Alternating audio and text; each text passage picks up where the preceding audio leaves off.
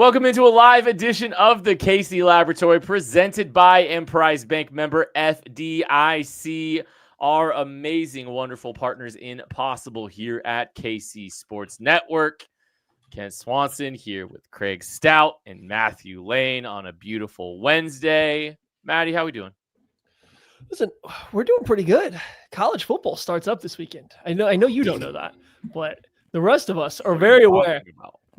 College football is back. Football, real football, where wins and losses matter, is back. And it starts, that's right, this weekend. It's here. So, hi, Tuck. Hi, Tuck. Welcome in, buddy. Hey, right guys. Here. What happened? That couldn't have gone better. So, yeah, anyway, I'm doing great. Because college football is back this weekend. I couldn't be more excited. The Chiefs are playing on Friday. Nothing else big has happened. And we got a fun show prepared for you guys. Yeah, it's a really fun show. I mean, the intro was a little bit rocky at first, but we got something out of it here. A little bit of a surprise, kind of like the Sky Moore trade news that just happened today. But yeah, it's going to be a good show. Excited to talk about running backs. Excited to talk about the starters playing a preseason game again. Now that Andy's explained it, I'm sure we'll get into that later. It makes sense as to why he took the approach that he did, but woof, was it brutal last week. Ugh. I can't wait for 7 minutes with Craig, and I can't wait for the music that coincides with 7 minutes with Craig. Very much looking forward to all that. But yeah, Sky Moore an hour ago was traded to the San Francisco 49ers, a 2027 pick swap, going from a 7th to a 6th round pick is the Kansas City Chiefs 27 7th round selection. It's moving up 1 round for Sky Moore. Don't think I am all that surprised that Sky Moore is no longer a Kansas City Chief. Mildly surprised the Chiefs were able to get anything from him. If I'm going to be honest, a lot to unpack there real quick though. Maddie, what were your thoughts?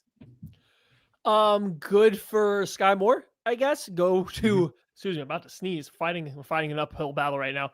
Oh, we're good. Okay. So yeah, good for Sky Moore. He gets to go to a new situation. Hopefully he gets to rebuild his confidence back and gets back to getting a chance to show why a lot of people thought he was like a top 50 wide receiver-esque pick and why he could still, matter in the league. I guess Kansas City, the Chiefs were clearly kind of done with him. There was not a spot on this roster for him. He was going to get cut. The fact that they were able to get something, and I mean, it's as little of something as you can get, but something for him, cool. That's fine. No real thoughts other than I hope he can build his confidence back up somewhere else, because I still think that there was some talent there coming out of college.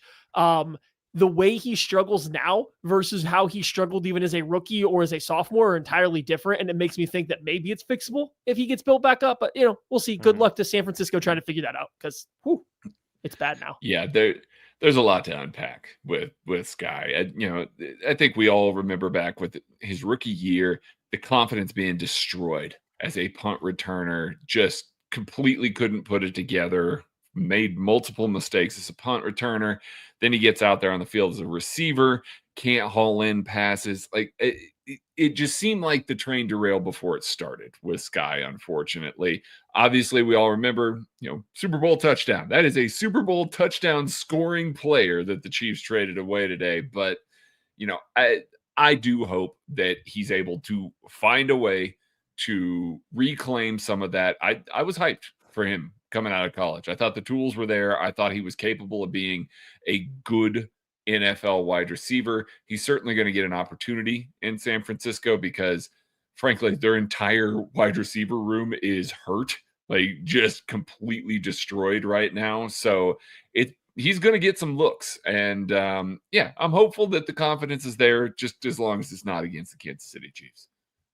I think Sky Moore wound up in a pretty good situation for a career renaissance for him. So, I think the San Francisco offense could actually be good for him. Play action glances, some RPO stuff. I think some of those things, what he was really good at in college was catching the ball in the middle of the field and running through and running past the defense. He was really good in those kind of scenarios. And so like give him opportunities to run a limited route tree with crossers and PA and run throughs and stuff like that. Like there's a path to him being, to finding a little bit of juice here, somewhere else. It just wasn't going to be here. He never looked confident running this offense. And then he never looked confident catching the ball after he got the opportunity in this offense. And he just badly needs a fresh start. And I think San Francisco is actually a pretty good place for him to have a fresh start, if I'm being honest. I think they can figure out how to use him a little better than some other people could. So I felt really bad for Sky Moore, on Friday when that game went down. I'm happy for him. I genuinely hope he has a little career resurgence in San Francisco. So congratulations, best of luck to two-time Super Bowl champion Sky Moore Before we move on, Francisco.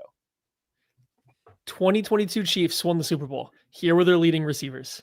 Juju Smith-Schuster, who went off to New England, was released and is now back with the Chiefs as like their wide receiver 6. Marquez Valdez-Scantling, who has been on three teams since, if you include the 2023 Chiefs, but he is now on his 3rd team, essentially just running wind sprints still. McCole Hardman, who had returned from the New York Jets at that point in time, right? Or no, he was still with the Chiefs. No. He was still with the Chiefs at that point. Went to the Jets, then came back. Then came back. And now he's fighting for a roster spot in Green Bay. Justin Watson. And he's about to come back. Justin Watson, securely safe right now on his new team as like the 5th wide receiver. Then Sky Moore, who is now traded off to and then Kadarius Toney, who's just rapping. Those were your 6 leading receivers for the 2022 Super Bowl winning Kansas City Chiefs. Ladies and gentlemen, the GOAT, Patrick LaVon Mahomes. That's insane. That's all that tells you is who our GOAT is. Someone posted something about like, oh, Tom Brady carried Deion Branch. Okay, cool, cute. That's just crazy, though. Like, we knew that in the moment that was kind of crazy. And we really knew in 2023, seeing how bad the receiver room got before Rashee Rice started coming on as a rookie, that it was crazy. But like looking back at it now, like if it wasn't for the Chiefs, Juju might be out of the league, right?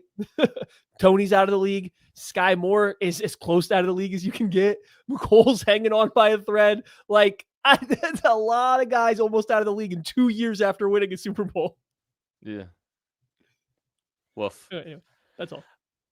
Okay. Well, best of luck to Sky Moore. And congratulations to the 2022 Kansas City Chiefs on their Super Bowl victory. That is pretty sick. Patrick Mahomes is the GOAT. Someone says Sammy Parker ain't walking through those doors. That's what S-Bone said. Okay, so already starting to see some trades here, right? Like there's been some small moves happening, not just the Kansas City Chiefs. Yeah, Harrison Phillips on the move. Devon Vele getting a little for a 4th round pick for a 29-year-old wide receiver. Hey, Craig's muted. Yeah, you are the most muted, Craig. I just said, come on, Saints. What the hell? What the hell are you doing here? I mean, yeah, 4th round pick. Kellen Moore just, he wants what he wants, man. He just wants what he wants. I mean, Vele had a good year last year, if I remember correctly, right? And like, yeah, he did. Yeah, but he's 29. He's 27. He's 27. Same thing. Turned. He had 500 yards as a rookie last year. Rookie's doing a lot of work for a 27-year-old. He was 26 last year. I heard 27 for most of the year, or like half of the year. Hey, it is what it is. But good on him. Good on him for getting. And his grandkids are going to be so happy. Yeah. Next. This man is like half my age, and we're clowning on him for being old. Well, yeah, you're perfect though. Thanks. This is derailed very quickly. I'm okay with say to that. Yeah, we did have a super chat in here real quick. We'll just sidebar real quick. Eric Humphreys, Thank you. By the way, those go to the KCSN Foundation, so appreciate your support when you do a super chat. Does KC want Derek Nottie back or another DT for depth? Craig, you should answer that question. I mean, yes. At this point, like the DT depth is awful. Even if we're not just talking specifically nose tackle, but Mike Pennell, love Mike Pennell. Mike Pennell is going to wear out at some point. You know, he's an older guy. He works really hard. He's playing a limited number of snaps, but he's like the only guy that you trust to really play the nose. O&L, Omar Norman Lott, is trying to bulk up and play that, but he's a rookie. Like you're only going to be able to count on him in so many aspects of the game, and you hope that you get quality play out of him. After that, it's really, really thin unless your name is Chris Jones, who does not play nose and does not eat blocks. Give me a guy that makes Chris Jones right. He's used to being able to do that. When Chris Jones shoots a gap, he's the guy that has covered other gaps. There's several plays throughout the Chiefs Super Bowl runs that Derek Nottie has been like a quiet guy that has just done his job plus. You know, Steve Spagnuolo talks about that a lot. Give me a guy that can do that a little bit more in this if he gets cut. Anything else, Maddie? Derek Nottie, the Chiefs kept bringing him back for like 1-year deals. So I don't know like if there's like a huge, we really, really want that guy. And it's not like he got a lot from the Jets, right, when he went over there. So I don't know if they specifically want him. I don't know how they walk into that defensive line room meeting and say, we're good. We're good. We don't need nothing else. We're good. We're good here. So yeah, I think they would like somebody else. You know, would have been awesome if they were to trade for Colin Saunders for a guy that was going to be cut, or it'd be awesome if they were trading for Harrison Phillips. You know, just somebody that can actually go out there. It's Christian Wilkins. It's coming. Don't worry about it, buddy. That's fine. That's fine until it comes though, you know, and his like one leg foot thing is, you know, figured out. Legs. But no, I'm just like, yeah, they should get another defensive tackle. That room is pretty scary across the board. So hopefully they add somebody, because as we go on through the show, not a whole lot of promise has shown up during the preseason so far along the defensive front. I'm just trying to remind myself of how bad the Chiefs defense looked against the Saints in that final preseason tune-up before they wound up being one of the best defenses in football before the 2023 season. So I'm just hanging my hat on that. Anyways, we're looking at trades. You're seeing all this action. You're seeing the movement out here, right? And one of the questions that we wanted to kind of talk about a little bit today, just as we were thinking, is like, I think you can look at several different positions and see like maybe there is an opportunity for the Chiefs to try to trade and get better, right?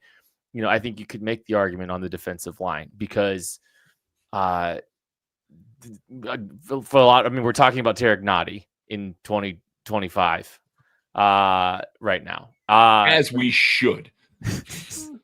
And, you know, we're looking at cornerback and we're going, I don't know. There's Kyle Duggar, the safety, right? Like there's some players out there at some positions of need that could maybe make some sense. It's hard to align opportunity and need at some of those, like with need at some of those positions, right? Like it's hard to be able to find some of those positions and actually be able to get noticeably better this time of year before the season starts. Those positions typically don't have a lot of players available for you in a trade. But one that possibly could is running back, where, you know, you see a lot of these players that you see a lot of, teams wanting to go young and maybe running backs on 1-year deals, making themselves available or becoming available. The Chiefs, I think you can absolutely argue the need for an additional running back on this roster, an improvement at the running back position. Maddie, what do you think? Do you think the Chiefs should trade for a running back? I mean, they could. It wouldn't be, looking at the running back room, I think it wouldn't be a bad idea. The thing you would have to consider is what you're giving up, right? So before we even go any farther, I want to just ask you guys to rank these 3 potential trade targets at running back 1 to 3, and who you would like the Chiefs to get the most, who you would like them to get the least. These are all people that have players that have had trade rumors swung around. I don't want explanations. I just want the quick ranking system. We got it. Brian Robinson last. Brian Robinson from the Washington Commanders. We got Travis Etienne from the Jacksonville Jaguars. And we got Breece Hall from the New York Jets. I mean, Breece is number 1 for me of those guys. Then probably ETN, and then Sky Moore, Brian Robinson. Yeah, it goes Breece Hall, ETN, Sky Moore back, and then Brian Robinson for me. So no, that's fine. Funnily enough, Tucker and I talked about this on last week's 21 Questions. Breece Hall's efficiency and overall stat output is way worse than you think. Like the vision of you have him in your head right now, he is much less efficient and much less productive than you think. Besides the receiver, he's like a big play, like he's a big play guy, but down to down, carry to carry, touch to touch, he's really inefficient. And I think that's probably why the Jets are like trying to see if they could get something for him and just play the better player in Braylon Allen, who they just seem to trust more, right? So it's just interesting. And then whereas you look at Etienne, who coming out of college was seen as this dynamic home run hitter, so you think that he would be the guy that's huge explosive play, then a bunch of nothing in between. He's actually been a little bit more consistent, put up better overall production without the big plays. It is just funny thinking about those names. Now I'm going to go through why Breece Hall. Why Breece Hall? Why Breece Hall? It's him as a pass catcher. I mean, that's 100% what it is. The Chiefs don't have somebody on the roster that I trust as a pass catcher yet. I want to be abundantly clear there. Rashard Smith would be really awesome if he turned into this awesome pass catcher. Yes, he was a former wide receiver. I hear you yelling in your cars, on the treadmill, wherever you are listening to this right now. Live chat's probably yelling at me at the moment as well. But Breece Hall has done it in the NFL. 2 years ago, he had 76 receptions in the Jets offense. 76. Last year, he had 57 receptions. They were an abysmal team. Yes, his yards per carry have gone down every single year. 5.8 to 4.5 to 4.2. Completely agree. Him as a runner has not been very efficient. I want a guy that they can trust to line up in the backfield, run real routes, catch the ball, offer something else in the passing game. Breece Hall, I think, is a better runner than anybody else that they also have on the roster. That's not a high bar to clear at the moment, to be clear here. But I am adding him as a pass catcher largely because I just don't think that skill set is in the building that they trust at the moment. You guys are really downplaying how bad the Chiefs running backs were last year. Down for down. 3.6 yards per carry for Kareem Hunt last season. 3.7 yards for Kareem Hunt or for Isaiah Pacheco. And I know there's a difference between variance and, if you need 3 yards, Kareem Hunt's going to get you 3 yards. And if you need 3.5 yards, Kareem Hunt's getting you 3 yards. It was just not particularly good last year, even though yes, we're falling forward. We're not having a bunch of negative plays and all that stuff. But even down, from an average perspective, Breece Hall was still providing half a yard more than either of those running backs last season, plus the pass catching ability, plus the size and ability to hang and pass pro if he needs to. I think the profile plays better for this team, and I think the profile plays better as a running back. So I know it's a little bit, I know we're leaning on counting stats just a little bit, but talk about inefficiency running the football.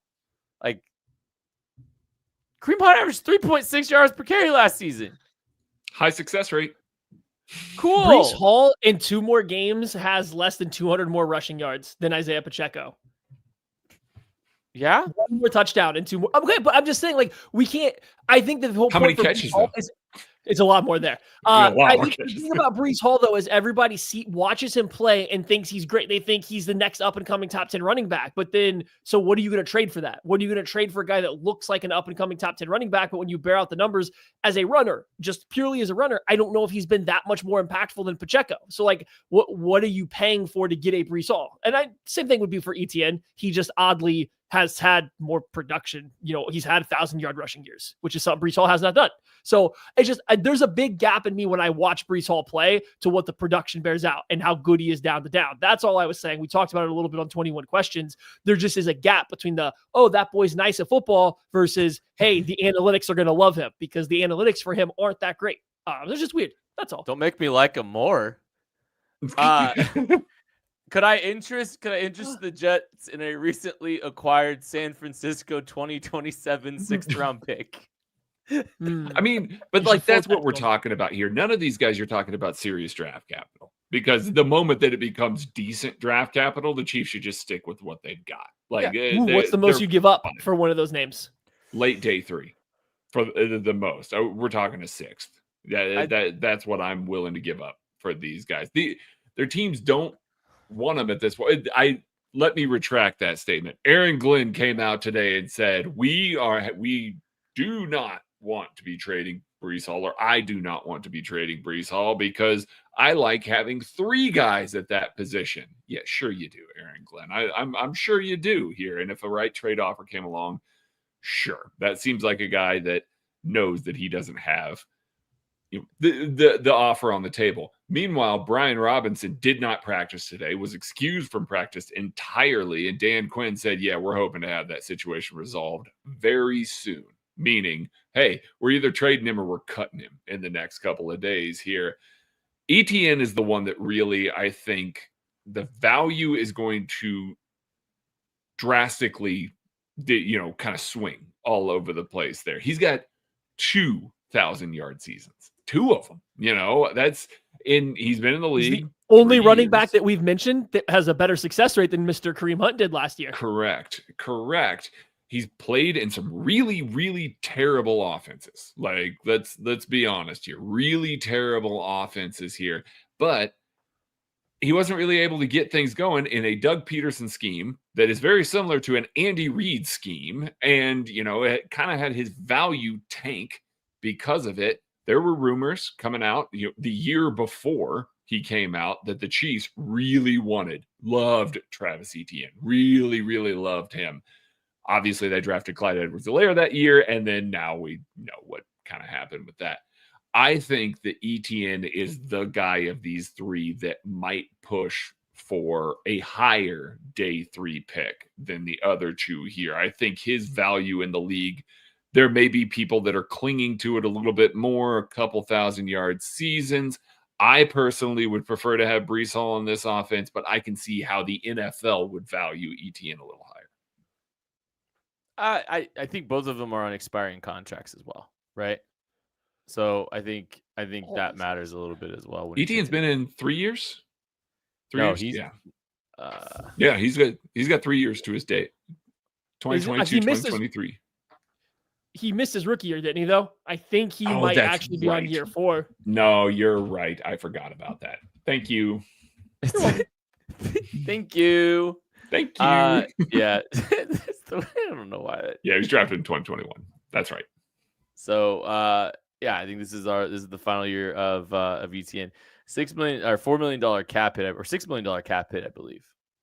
So that's not nothing either. So that diminishes also the value of being able to get something in return from him, unless you're looking to eat some of that money, which the Jaguars might be willing to do, right? Like that might be something. Breece Hall's making he's got a $3.4 million base salary this year, a little bit more tenable. But both of these guys are going to be unrestricted free agents in 2026. So I don't know. I think it's worth keeping an eye on. Do you think there's any other names that you would like to throw out there at the running back spot, Matty, or are those the 3 big ones? That's all that mattered to me was those 3. If it's not those 3, I don't even think, if you're not clearly going to be ahead of what Pacheco or Mr. Kareem Hunt give you, then I don't think it's even worth it.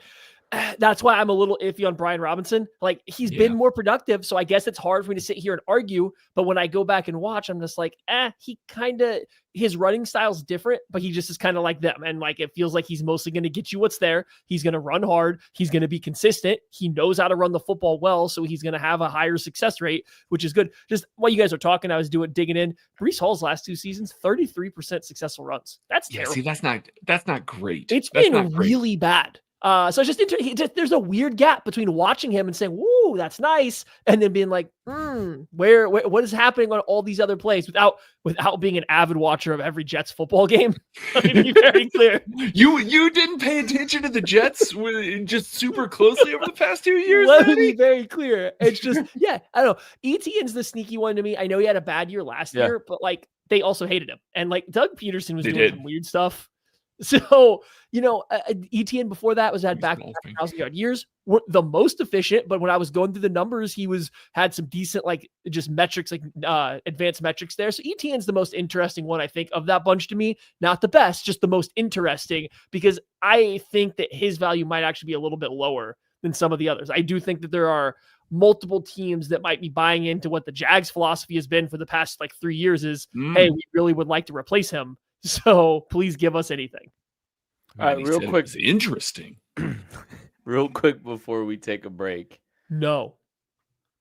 Over under Chiefs trades before the 53-man roster count. Already got one.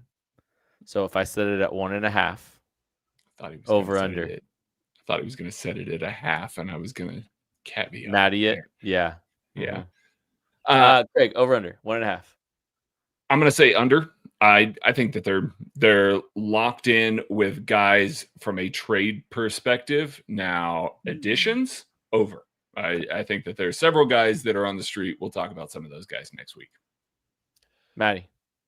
Give me the over. I think they make another one. The NFL's made a lot of like weird little trades this year. It feels like teams are a little bit more willing to trade, whether it's not even player for player, but like player for late round picks. It just seems like a lot more players have been on the move, and it's almost like the NFL's way of getting around everybody being cut at the same time is like, hey, if we're mildly interested in this guy, maybe we should just trade for him. Or if a team says, hey, we're going to cut this guy, maybe we should just see what we can get for him and convince a team that you don't want to compete for 31 against 31 other teams or 30 other teams and dig through 1,000 names on a document at one time. So maybe I'm monitoring that going forward, that now that everybody gets cut at the same time, I wonder if you see more little trades like at the bottom of rosters coming through. The segment that's sweeping the nation. 7 minutes with Craig Stout right after this. Looking for tickets for your next event? Tickets for Less is your #1 source. Save big on every purchase when you use promo code KCSN at ticketsforless.com. I'm Brett Goodwin, one of the owners of The Learning Tree. The Learning Tree is a neighborhood toy store in Prairie Village, Kansas. This has been here in this location since 2000s. And my husband, Alan, and I purchased the store in 2023. Alan and I grew up in families where we've always wanted to have a business together. Alan grew up, for instance, his parents had a jewelry store. I worked in a local toy store here in Prairie Village when I was growing up. When this opportunity happened in 2023, we knew right away we wanted to contact them and pursue the store. We wouldn't have been able to get the store without the team at Emprise Bank. From the day we contacted them, they knew what we needed to do, which was very helpful.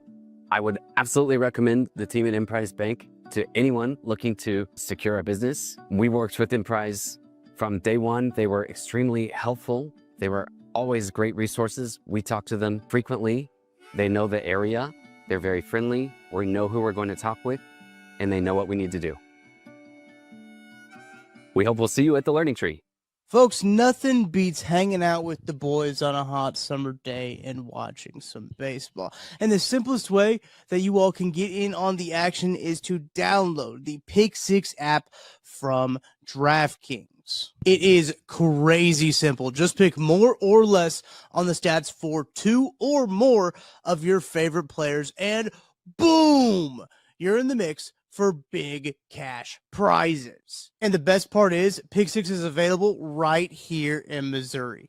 Don't miss out on the fun. Don't settle for a smaller payout. Switch to Pick 6, and right now, new customers can get $25 in bonus picks with their first deposit of $5. Here's what you got to do. Download the DraftKings Pick 6 app now and then use code KCSN. That's code KCSN for new customers to get $25 in bonus picks with their first deposit of $5. Better payouts, bigger wins, only with Pick 6 from DraftKings. The crown is yours. Gambling problem? Call 1-800-GAMBLER. Must be 18 plus. Age and eligibility restrictions vary by jurisdiction. Void where prohibited.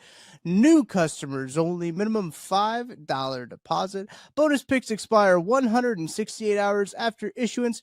For additional terms and responsible gaming resources, see pick6.draftkings.com/promos. We are blessed and lucky to have Craig Stout with us every Wednesday, but that means there's a slight lag in us getting to hear, or at least, no, not us, you guys getting to hear takes from Craig Stout. So the segment sweeping the nation, 7 minutes of Craig Stout's football takes from the previous week, only lightly interrupted by me and Maddie. But before we get started, Tuck, we got to hit that music. Craig Stout. Welcome to 7 Minutes with Craig. My name is Starting the Craig timer. Stout. Thank you, Maddie. I appreciate that. What to say about this Chiefs matchup against the Seattle Seahawks in the preseason? Well, first of all, it was largely terrible. As a matter of fact, I don't think I have a single positive thing to say about the Kansas City Chiefs defense. And yes, there were a lot of backups that were out there. Yes, they were playing a lot of guys that, rotating in, we don't have high expectations for. But there's guys like George Karlaftis out there. There's guys like Charles Omenihu, Omar Norman Lott. All three of the Chiefs starting safeties, that's Jamari Connor, Brian Cook, Jaden Hicks. What? There's just a lot of bad for guys that you have some expectations for on the field. It really was awful. And nobody seemed to understand where they were supposed to go. Nobody seemed to understand what they were supposed to do. Every run, everybody was playing pass, and every pass, everybody was playing run. Like, it was abysmal. Is that bad? And yeah, that's kind of bad. And it results in the Seattle Seahawks, who have a much improved run game. I really liked what they put on film, but what I didn't like was the fact that they loaded up almost 120 yards rushing in the first quarter, rushing at 9.2 yards a clip. That's terrible. I don't care if you are playing your backups, there is no excuse. Even though going against second or first team players, there's no excuse to be allowing that kind of rushing yardage. Yes, Kent. Brees Hall might have even rushed for over 9 yards against. Brees Hall might have rushed for 1,000 yards and caught 2,000 more. No, the Chiefs defense 2 minutes down was bad. It was really, truly bad. Thanks for keeping me honest, Maddie. The offense, largely what we would have expected, given that there were a lot of backups here. First team offensive line got some run. I felt like, again, for the second week in a row, the run blocking was pretty damn good from the first team offensive line. There was a lot to like there. I think the only deficient part from a run blocking perspective may have been Josh Simmons, of all people. I actually felt like he may have been the weakest of the five. Still did the job, but still, it was good to see Kingsley get out there and lean on some of his strengths, but he kind of fell into the pit a little bit, literally fell onto the ground during pass pro. I think we have enough of a sample size of Kingsley at left guard right now to realize that that's going to be a position that they're going to have to pay attention to and make sure that that does not destroy them. I'm looking at week 2 against Jalen Carter right there, opposite of Kingsley. That is a little bit scary now all of a sudden. There were some cool things that the Chiefs did on offense. One that I want to talk about, because this is 7 minutes with Craig, is the gap scheme RPO that they ran with Gardner Minshew. You all may remember it as a pass to Tyquan Thornton on a little slant. Chiefs actually set this up the play before. They ran power with Carson Steele in the backfield. It was a play that the Seahawks actually sniffed out pretty well. Trey Smith did well to, pull as the pulling guard into the opposite B gap. It's actually Josh Simmons was not able to kind of wall off his defender. His defender was able to extend and peek into the backfield and was able to close the gap right where Carson Steele was kind of hitting the gap. It wasn't going to go for big yardage anyway, but we're talking about, 3-4 yards on this play. They immediately line up the next play, second and long here, and the Chiefs run this RPO. Now, most of Andy's RPOs, to steal a term from our good buddy Nate Tice, are not at you runs. They are zone. It makes sense because you had that initial double team, that combo before the offensive lineman climbs to the second level. That fits perfectly with an RPO because you're getting that period of time before Patrick Mahomes throws the ball that you are getting the offensive lineman not going downfield. It marries up very nicely. Andy Reid already has a very zone-heavy run game. Of course, this makes all the sense in the world. They're coming off of running a power play, so they line up. shotgun. They line up with trips to the right of Gardner Minshew, and they motion Juju Smith-Schuster across the formation to make a 2-by-2 formation. And they've got Jalen Royals on the point. He was the point of the trips. Now he's just in the point of a stack here with Tyquan Thornton lined up behind him. They run this gap blocking scheme. Trey Smith pulls like he's running power again. Gardner Minshew looks over there and sees this quick slant by Tyquan Thornton, throws it to the window, doesn't try and lead Tyquan Thornton because the linebacker did not move his feet, and makes a phenomenal catch. That is an at-you RPO. Like, that is huge. The Chiefs don't run those very often. This is now the second week in a row with that delay that they ran last week that I talked about, where they're adding a new wrinkle to second and long, specifically second and long on here, trying to show teams, hey, we're not just going to line up and run this draw. We're not just going to line up and try and run these specific plays that you've seen before. We're showing you in preseason, we're getting into our bag a little bit here, and it plays off the run game.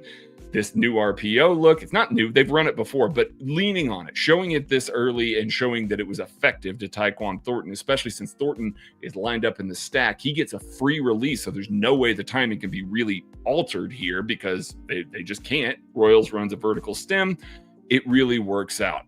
I was very pleased to see this. I immediately, remarked about it in the KCSN Discord. I know Maddie did as well. I really liked seeing that not new, but that additional wrinkle that they're willing to show people in the preseason as kind of an element here. What do you guys think about that? And Maddie is muted. Oh, this was going to be such a great take, just ruining 7 minutes with Craig. Well, there was 15 seconds left. That's what I was trying to say, first of all. Second of all, yeah, I did like it. I liked they ran. I've always liked it, a good gap scheme RPO. I like it. It allows you to push the ball downfield a little bit more. It allows you to get more into your glance routes or get just some deeper little comeback things going off the RPO look. And I don't think you always have to. You don't always have to do everything super short, which is a trap the Chiefs fall into. So I like the mix up. I will say you were talking like about how they had ran power just a little bit before this. And that is true. And it didn't go particularly well. I think one of the issues they ran into when they ran it before, I'm going to talk about both the power run and the RPO here. Noah Gray gets thrown into Trey Smith as he tries to pull up into the hole, and it makes Trey Smith get knocked off balance. And so he can't actually land his lead block up through the hole. Simmons and Kingsley don't work together on their double team. Nobody gets up to the play side or the backside linebacker because Kingsley's a little off balance. So he can't take the DT from Simmons. Simmons doesn't get a big enough push to create the movement for him. Then you fast forward on the actual RPO play. Now Noah Gray's got a plus distance between him and Josh Simmons, right? He's no longer right next to him. So that widens the defensive end. And even still, instead of having him block the DN this time, he goes straight up to the second level to block the linebacker. He just climbs, he arcs up, and they let Trey Smith kick out the defensive end. That's probably a better way to run it when you have Noah Gray and maybe even Travis Kelce and maybe even Big Bob Tonyan.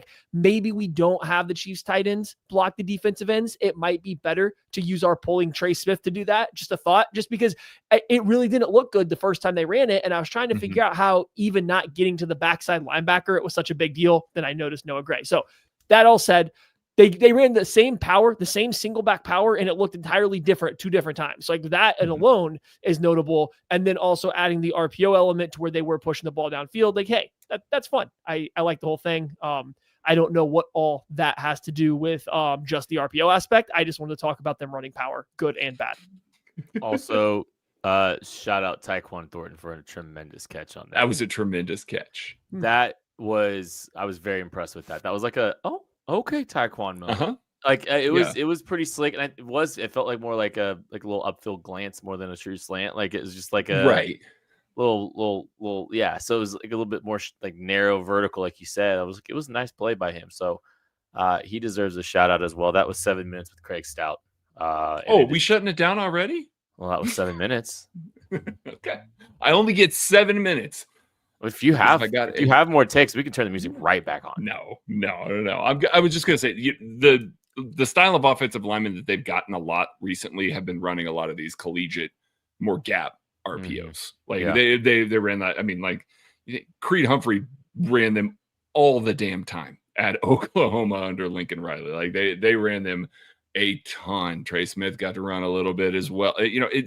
they've got a bunch of guys that can do it, and they don't get to showcase it that often. They don't get to run gap that often. You've heard us evangelize gap scheme running for the Chiefs for how many years now, because they've got guys that can do it, and then they don't end up doing it largely because of the RPO game. So if they are going to do this a little bit more, I think it does pave the way for them to try and run a little bit more gap in the future, which I think we would all very much appreciate, especially given the way the running back room looks. Well, varying the run game more, adding more RPO elements to it helps you with any potential Kingsley problem too, and weaponizes him better as well. So yeah, just another thought there. All right, preseason questions time. We are asking each other 3 different questions each for game 3 in the final preseason game of the year.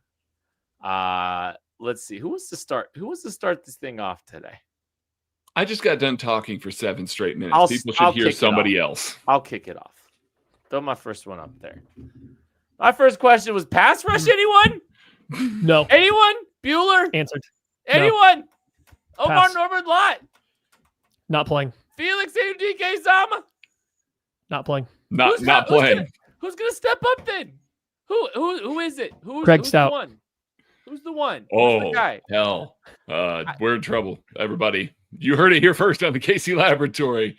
Pass rush is screwed if I'm not there. And you had as many sacks as the Chiefs did against the Seahawks.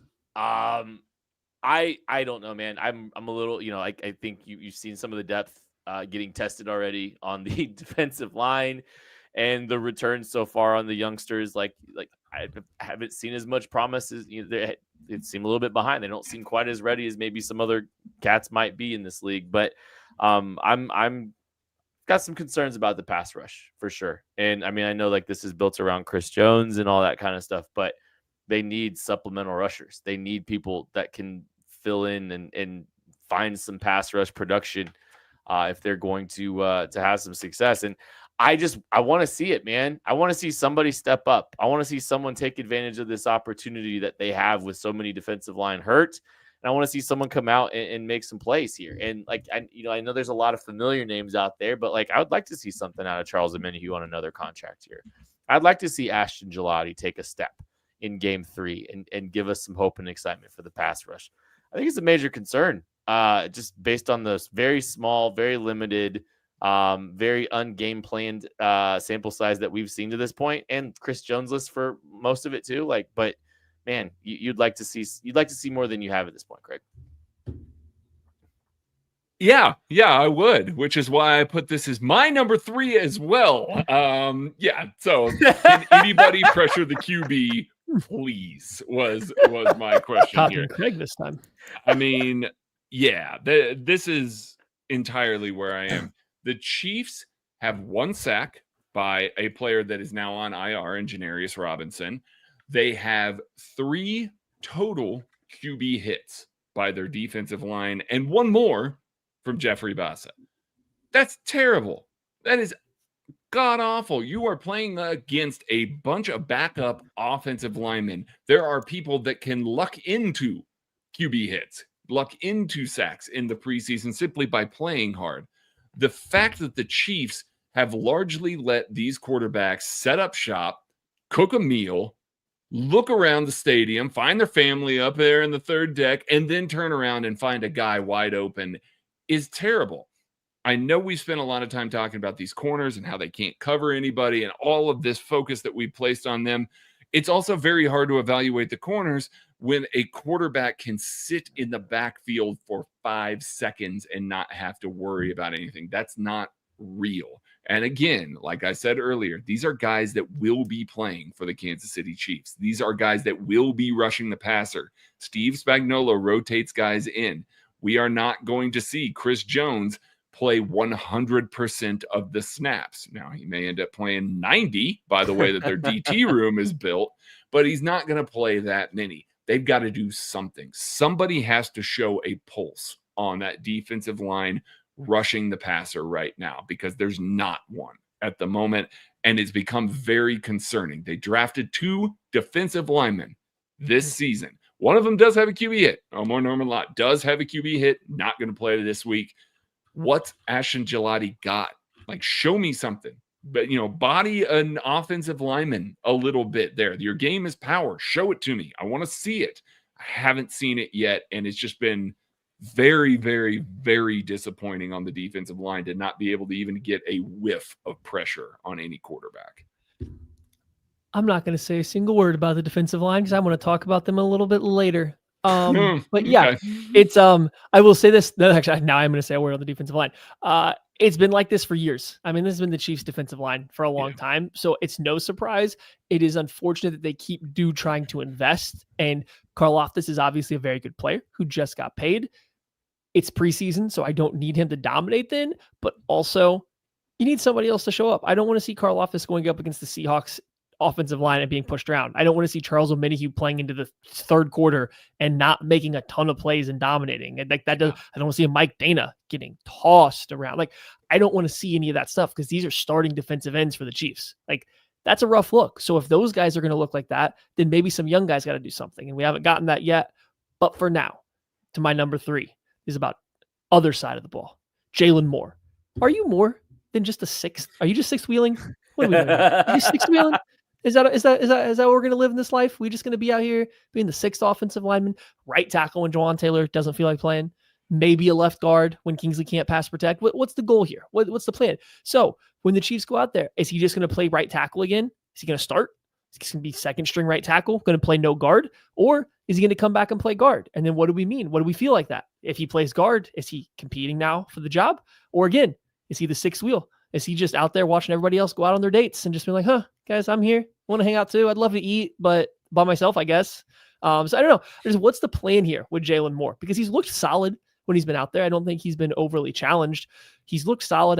What's the goal? What's the end goal here? Because with Jawan Taylor's health, it's made it really weird to try to figure out what their goal is with him. Mm-hmm.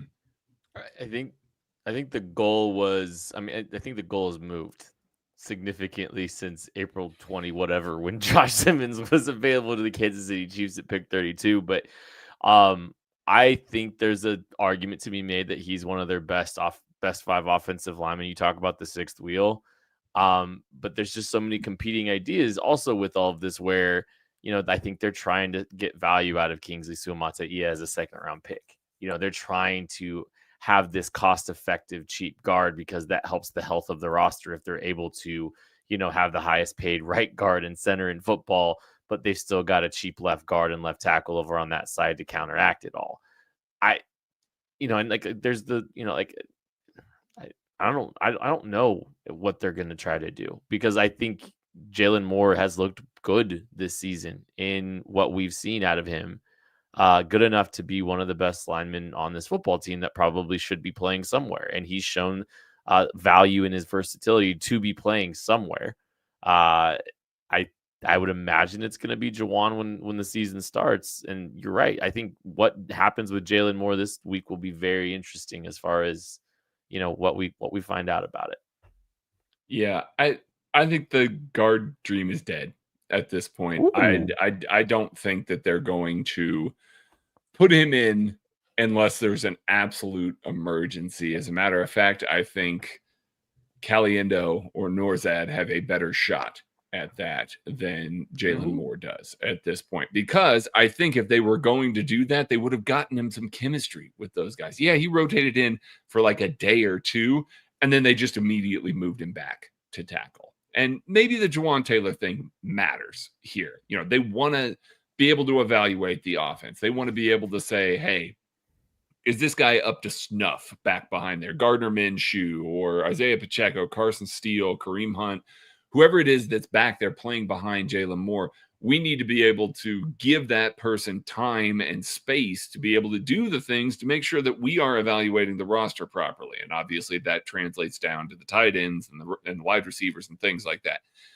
If those quarterbacks are getting hit immediately because, I don't know, Ethan Driscoll has an appendectomy right now, so that he can't even, do that. But, let's say Chu Godric, who has not played very much football in his life, is out there trying to protect guys with the first teamers, it becomes a liability. So it could just be that they're just saying, hey, Jalen, we just need you to fill this role for now because we know what we've got here. And then maybe we'll rotate you in later at some of these spots if we need it. But right now we want to evaluate these guys better. And because Juwan's hurt and is not able to play, I can see an avenue towards that, but that is about the only avenue I can see towards him playing guard at this point, because I think we have seen enough to be able to say he should get some reps there if they're seriously considering him in that spot.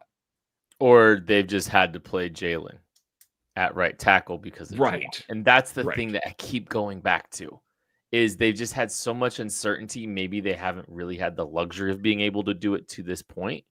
That's the thing I keep going back to a little bit. Question number 2 for me, Tucker, what we got here?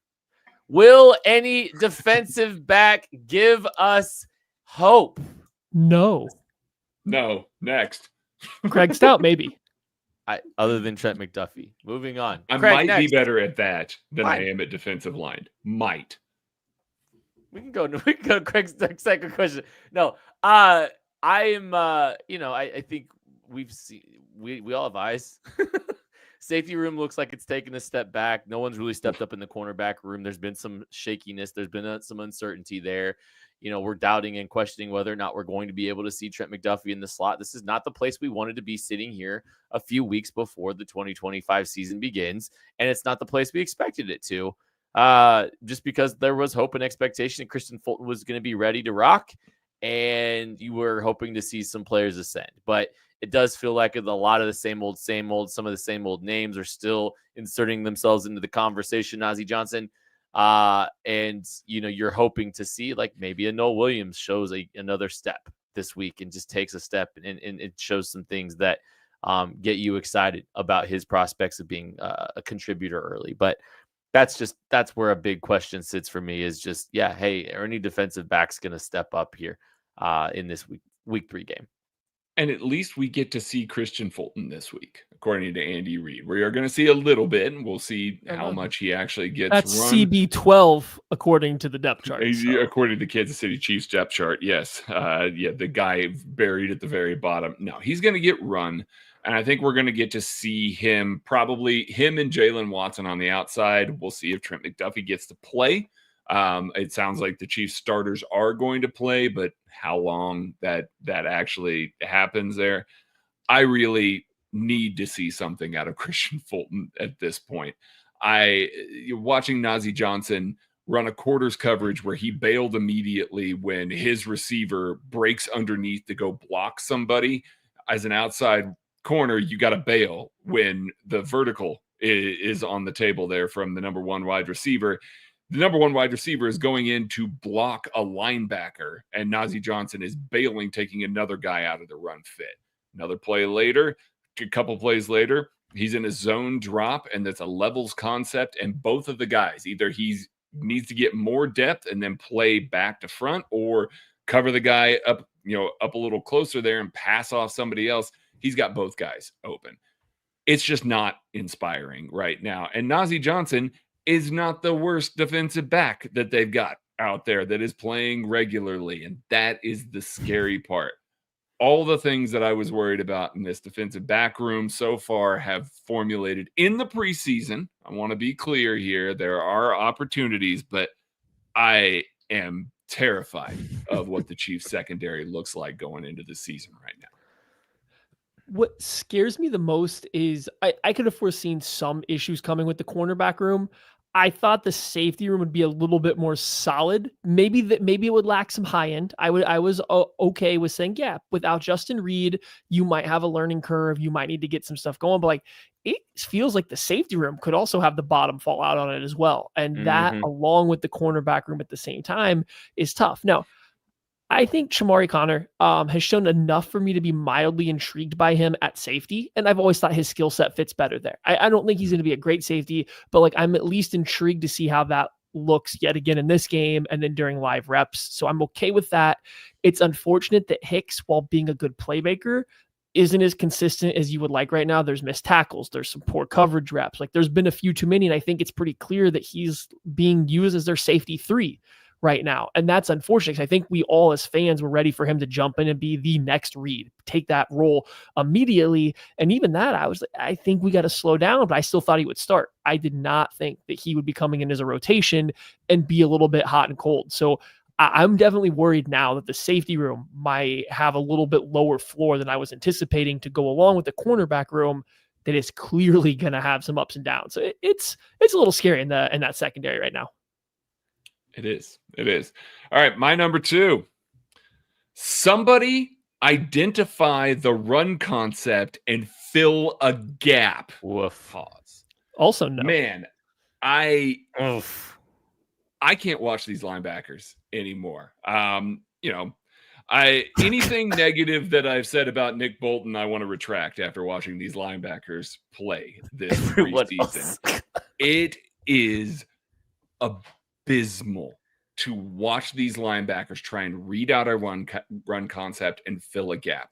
I actually thought that the first team defensive line for a few plays, not all of them, Mike Dana got absolutely bodied on that first touchdown run, just destroyed on that play. And then as the game went along and other guys got rotated in, the defensive tackles were just getting blown off the ball 5 yards downfield.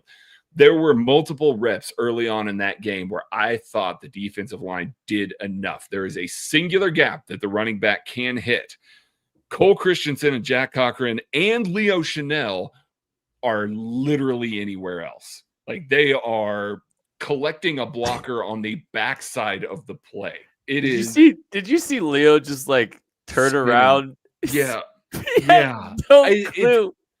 It's terrible. It is terrible to watch. Like, you can't, there's so much of that game that you're watching and just wondering why these people are on the field. If you can't line everybody up and get everybody on the same page, sure, I get it. But at a certain point, your instincts as a linebacker have to take over, and you have to be able to step up and fill a gap. The same goes for the safeties that are all starting safeties for the Kansas City Chiefs right now. They're not doing it either. It's just, oh, well, I'm not sure if this is a run or a pass until the running back is basically at the line of scrimmage. And, oh, there it is. And now I'm going to take the worst angle to the ball carrier that I can, even if it is an identified run concept. They're overrunning every gap. They're not filling anything. And when they meet an offensive lineman in the hole, they cannot stack and they cannot shed. Just getting carried right up the field. These huge holes were created by the Seattle Seahawks offensive line, which, again, the running concepts, their offensive line, it's improved. It really looked good. And it looked pretty good in preseason week 1 as well. But the Chiefs linebackers gifted them probably 80 of those 120 yards simply by not knowing where they needed to be. It is terrifying to think that if one of the position that you are going to see injuries, you are just going to see injuries to Nick Bolton, Drew Tranquil, Leo Chanel. It's going to happen. They are going to have to play some of these guys. And if you've got Jack Cochran out there having to call the defense because Nick Bolton goes out, because, again, violent sport, violent position, it's going to happen. This defense is in trouble trying to defend the run because they just can't.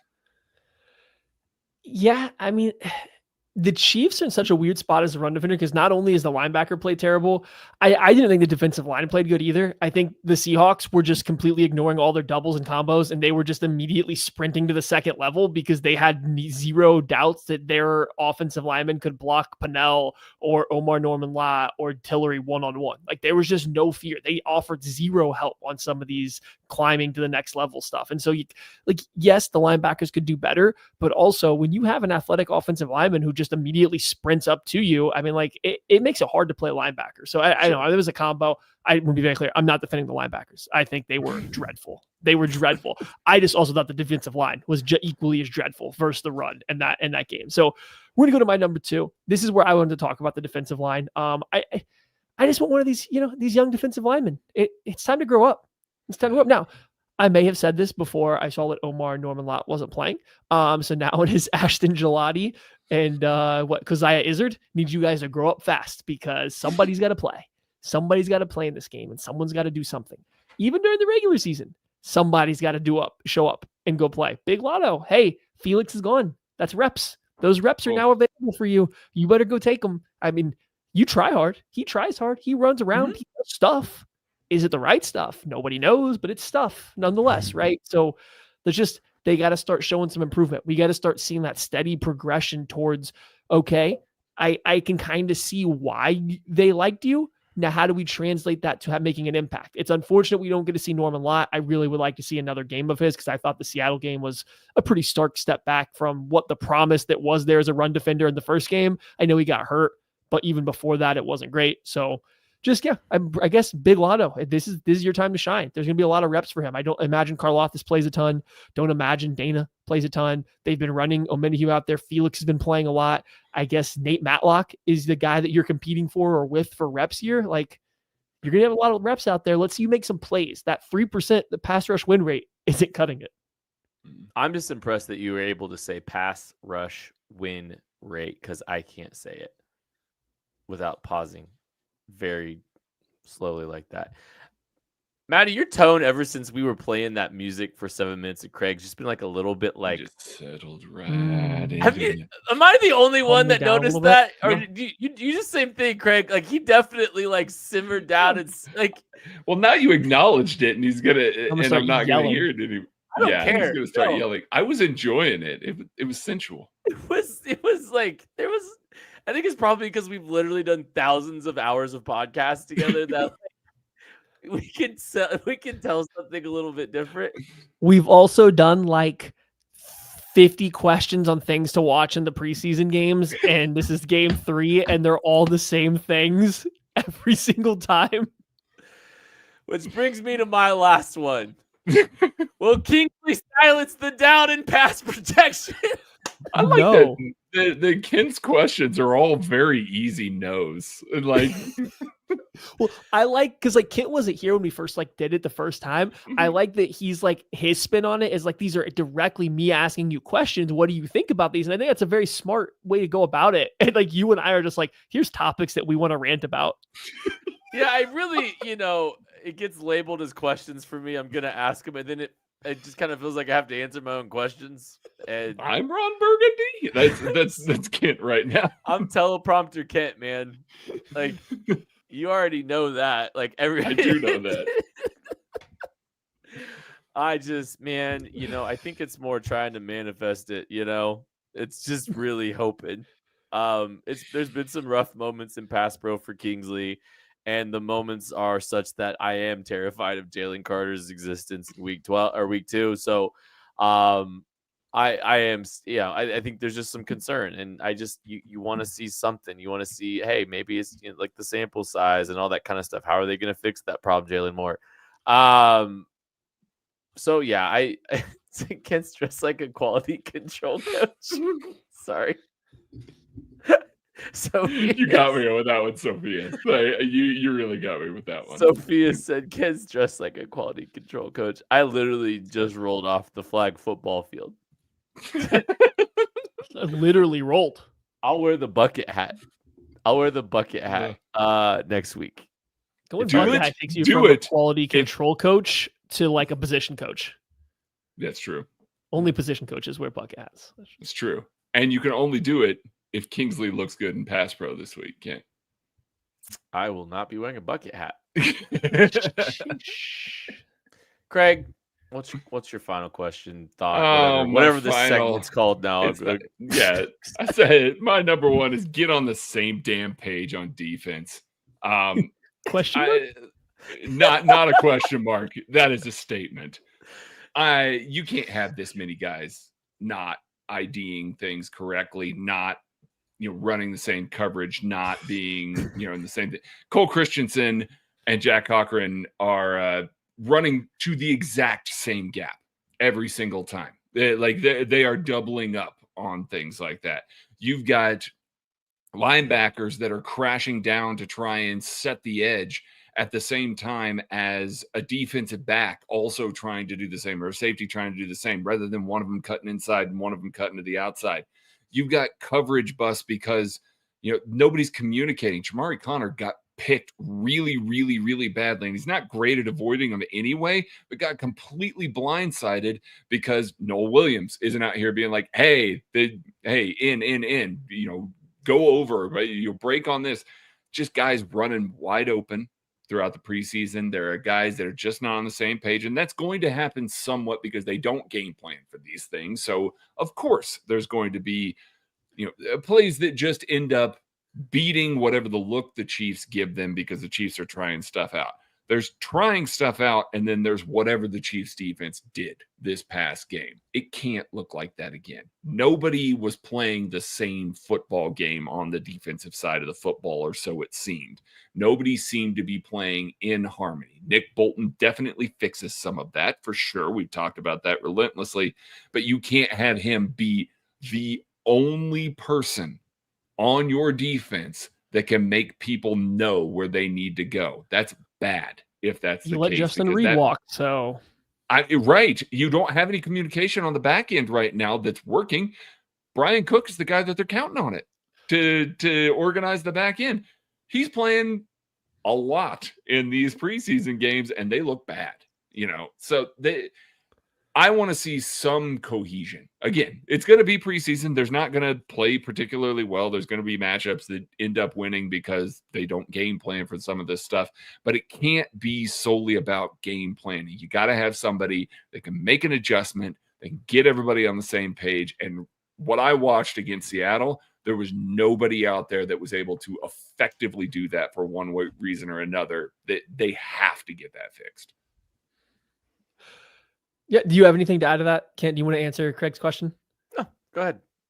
Okay. So my number one thing my question is not a question. Make me feel something. For the love of all that is holy, this has been the most boring, bland preseason. I've watched other teams play, and they're young players, they're rookies, their second-year players are doing things, they're having fun, it's looking cool. You can make this fun segment about like, hey, look at this random player that everybody now loves. Who's the camp darling this year for this team? There isn't one. Like, nobody's doing anything in the games. Tyquan Thornton. He has 2 catches or 3 catches. Like they're not, and I understand it's the preseason, right? Like it doesn't actually matter, but it also would be nice if I'm going to have to watch a late night game of third stringers play that I'd come out of it and being like, hey, that was a fun watch. Guess what wasn't fun? Well, watching the first half of the Seahawks preseason game. So I want to leave this game and just have something to hang my hat on. Just say that was fun. I really like that. I wish this guy could make the team, whether he legitimately can or can't. Let's have a performance from somebody that looks like fun. Let's have a drive or two where you're like, ooh, that offense looked really good. It doesn't matter if it was against, us 3 playing linebacker for the Chicago Bears or whatever. Just have some kind of good feeling coming out of this and not just more. Make you feel something. Okay, hang on. My flight leaves at.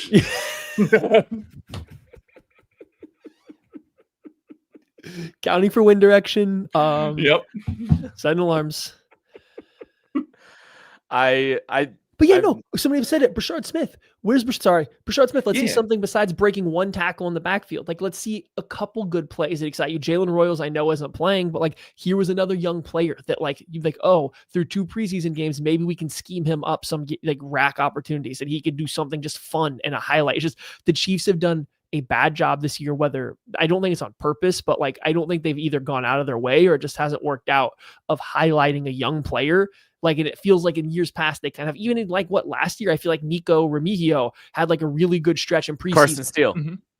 Carson Steele. And like, they've had guys this year. Who's that guy? Who during this first 2 preseason games, you felt like excited to watch besides Big Bob? Josh Simmons. Essa Poll. Yeah.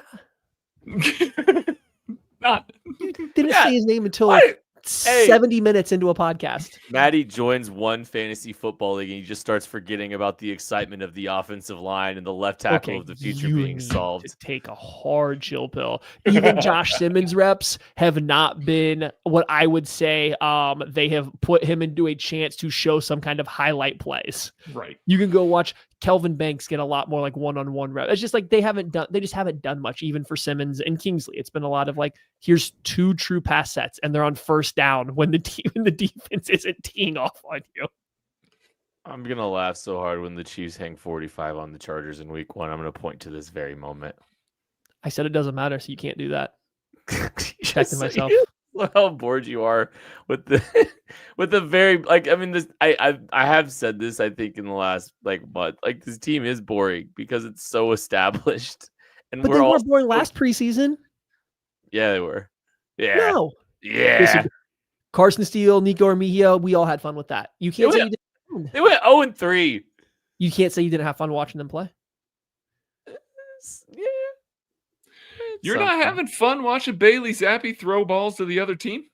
If I never had to watch Bailey Zappi throw a football ever again, my life expectancy would double. Same for Tyquan Thornton. I know that's what he said when he showed up here. Then Zappi followed, and then airmailed that go route in the first preseason game. Gonna get us out of here before I say something else that's gonna get me in trouble. Kent, do your Close job. the show, Tucker. We love you. Bailey, snip, snap, snip, snappy.